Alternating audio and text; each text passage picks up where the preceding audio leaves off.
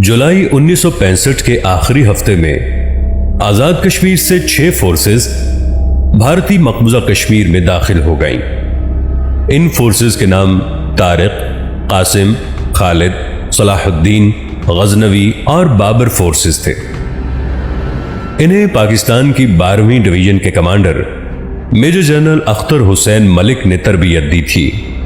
ये ऑपरेशन जबराल्टर का आगाज था। जबराल्टर यानी जबल तारिक। ऑपरेशन जबराल्टर पाकिस्तान का खुफिया ऑपरेशन था जिसका मकसद कश्मीर को भारतीय कब्जे से आजाद करवाना था। इस ऑपरेशन की मंजूरी सदर पाकिस्तान फील्ड मार्शल अयूब खान ने दी थी। मकबूजा कश्मीर में दाखिल होने वाली 6 फोर्सेस में सलाहुद्दीन फोर्स सबसे बड़ी थी, जिसे श्रीनगर और बारामूला पर कब्जे का टास्क दिया गया।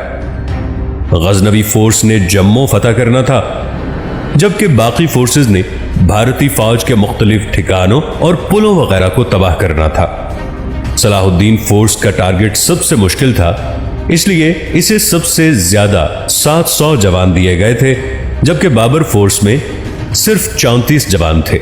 इन 6 ग्रुप्स की मदद के लिए 14 दीगर फोर्सेस बनाई गईं, जिन्हें नुसरत फोर्सेस का नाम दिया गया। हर पाकिस्तानी फोर्स में चंद फौजियों को छोड़कर बाकी तमाम लोग रजाकार थे। हर फोर्स को 7 दिन का राशन, हर जवान को राइफल की 200 गोलियां और 8 हैंड ग्रेनेड्स दिए गए थे।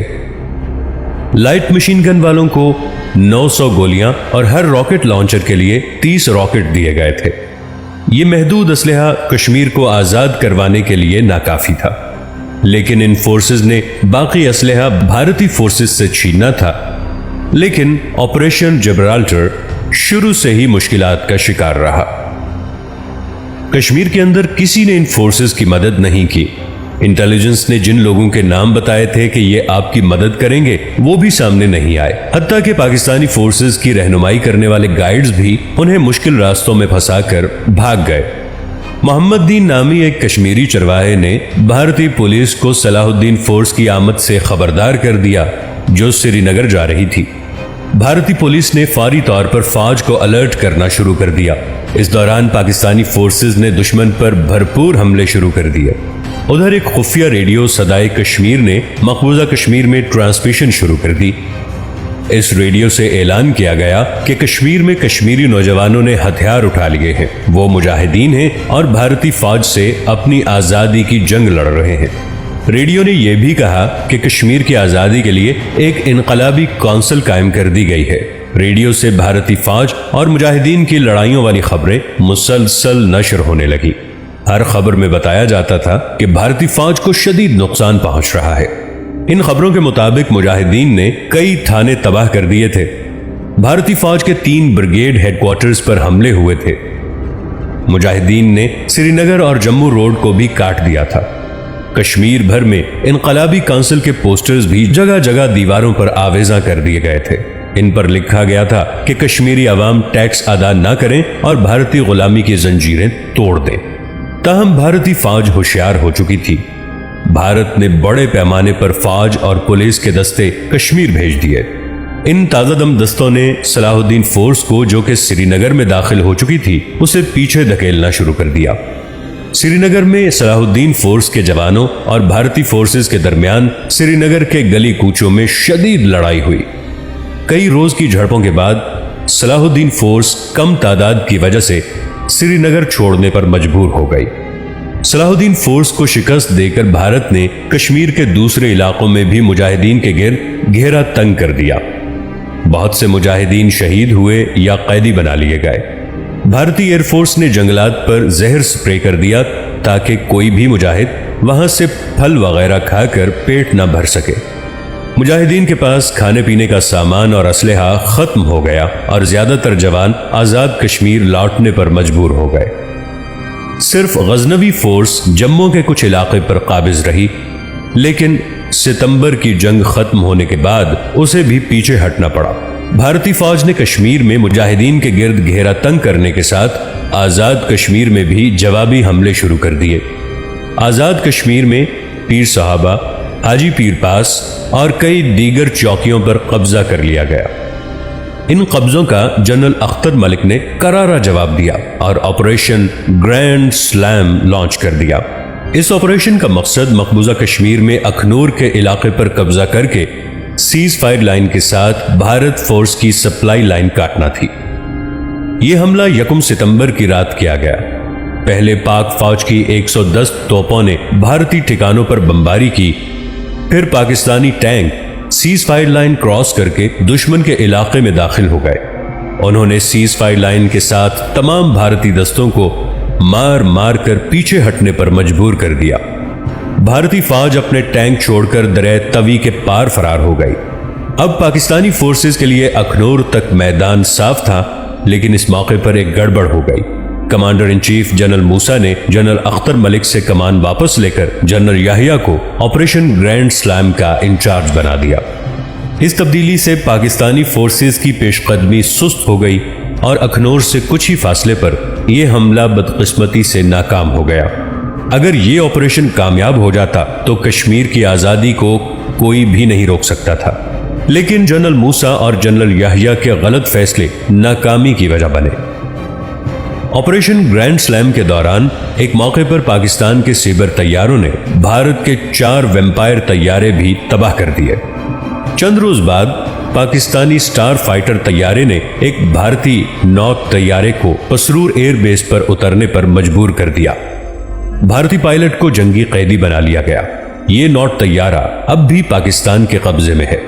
بھارت نے آپریشن گرینڈ سلام کے جواب میں پاکستان کو مزہ چکھانے کا فیصلہ کیا۔ اس نے لاہور اور سیالکوٹ میں پاکستان کے خلاف 2 نئے محاذ کھول دیے۔ حالانکہ پاکستان تو سیز فائر لائن کے پار جنگ کر رہا تھا، جو کہ بارڈر نہیں تھا، لیکن بھارت نے جان بوجھ کر انٹرنیشنل بارڈر کی خلاف ورزی کی۔ اس نے ایسے وقت میں حملہ کیا جب کم از کم 25,000 پاکستانی فوجی چھٹیوں پر تھے۔ بارڈر پر کسی جگہ بھی کوئی حفاظتی انتظامات نہیں تھے، اس لیے بھارتی کمانڈرز یہ بڑھکے لگا رہے تھے کہ وہ دوپہر کا کھانا لاہور کھائیں گے، لیکن پاک فوج نے ان کے یہ ارادے ناکام بنا دیے۔ بھارتی ٹینکوں نے لاہور کے محاذ پر 3 طرف سے حملہ کیا۔ اس کے ٹینک واہگہ اور برکی کی طرف سے لاہور کی طرف بڑھے۔ تیسرا حملہ قصور پر کیا گیا تاکہ اس پر قبضہ کر کے فیروز پور روڈ کے ذریعے لاہور پر حملہ کیا جا سکے، لیکن پاک فوج نے دشمن کے تمام حملے کامیابی سے روک لیے۔ 6 ستمبر کی صبح پاک فضائیہ کے طیارے واہگہ میں بھارتی فورسز پر ٹوٹ پڑے اور اس کے کئی ٹینک اور درجنوں گاڑیاں تباہ کر دی۔ پاک فضائیہ کی بمباری اتنی شدید تھی کہ بھارتی commander major general Niranjan Prasad خوف کے مارے کھیتوں میں چھپ گئے۔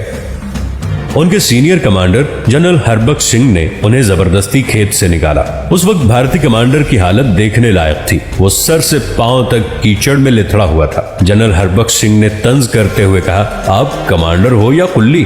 پاک فضائیہ کی بمباری سے بھارتی بٹالین 3 جاٹ کو خاص طور پر شدید نقصان پہنچا، کیونکہ وہ باٹا پور میں داخل ہو کر جوتوں کی فیکٹری پر قبضہ کر چکی تھی، لیکن پاکستانی طیاروں کی بمباری سے وہ بے بس ہو کر پیچھے ہٹنے پر مجبور ہو گئے۔ واہگہ بارڈر پر تو پاکستان کو یہ شاندار فتح ملی۔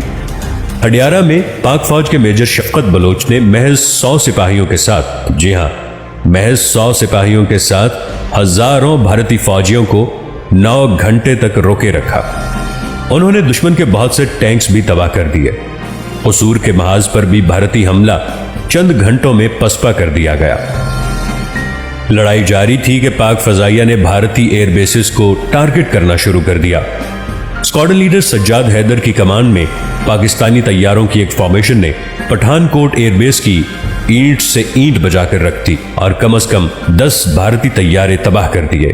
پٹھان کوٹ پر حملہ کرنے والے جانباز پائلٹس میں گلوکار عدنان سمی کے والد ارشد سمی بھی شامل تھے۔ 6 ستمبر کے روز ہی 3 پاکستانی طیاروں نے اسکواڈرن لیڈر سرفراز رفیقی کی کمان میں ہلواڑہ ایئر بیس پر حملہ کیا۔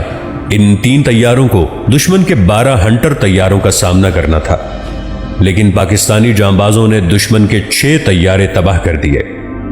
اس لڑائی میں سرفراز رفیقی اور ان کے ساتھی پائلٹ یونس حسن شہید ہو گئے، جبکہ سیسل چودھری واپس آنے میں کامیاب ہو گئے۔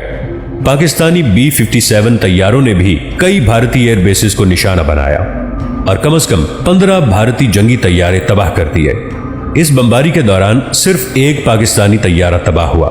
لاہور کے محاذ پر پاک فوج کے جوانوں نے BRB نہر کے مغربی کنارے پر مورچے بنا لیے۔ انہوں نے نہر پر موجود کئی پل بھی اڑا دیے تاکہ بھارتی فوج نہر پار نہ کر سکے۔ 7 ستمبر کی صبح بھارتی ایئر فورس نے سرگودا ایئر بیس پر حملہ کر دیا۔ یہاں محمد محمود عالم، جو MM عالم کہلاتے ہیں، انہوں نے ایک یادگار کارنامہ سر انجام دیا۔ انہوں نے صرف 30 سیکنڈز کے اندر، جی ہاں صرف 30 سیکنڈز کے اندر 5 بھارتی طیارے مار گرا کر عالمی ریکارڈ قائم کر دیا۔ اس کارنامے پر انہیں لٹل ڈریگن بھی کہا جاتا ہے۔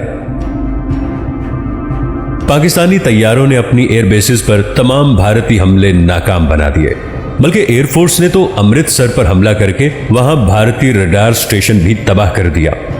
7 ستمبر کو پاک فوج نے واہگہ بارڈر اور قصور کے محاذ پر جوابی حملے بھی کیے۔ بھارتی کمانڈر نرنجن پرساد، جو پہلے کھیت میں چھپ گئے تھے، اس بار بھی بدقسمت رہے۔ پاکستانی فوجی انہیں گرفتار کرنے کے قریب ہی پہنچ گئے تھے، لیکن نرنجن پرساد اپنی جیپ چھوڑ کر بھاگ گئے۔ ان کی جیپ اور اہم کاغذات پاک فوج کے قبضے میں آ گئے۔ اس واقعے پر نرنجن پرساد کو کمان سے برطرف کر دیا گیا۔ قصور کے محاذ پر پاکستانی ٹینکوں نے سرحد پار کر کے بھارتی گاؤں کھیم کرن پر قبضہ کر لیا۔ اب